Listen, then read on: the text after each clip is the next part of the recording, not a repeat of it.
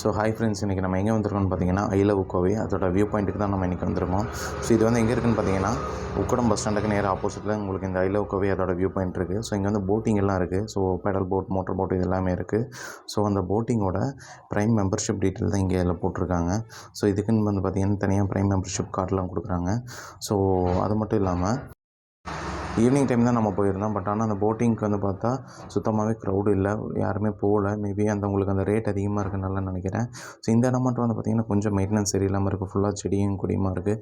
நான் போட்டிங் போயிட்டு வரக்கு இது கொஞ்சம் கன்வீனியண்ட்டாக இருக்காது.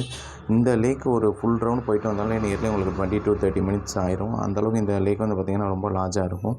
ஸோ அது மட்டும் இல்லாமல் இந்த உங்களுக்கு போட்டிங்கோட டீட்டெயில்ஸ் எல்லாமே இந்த ஃபோட்டோவில் இருக்குது, செக் பண்ணிக்கோங்க.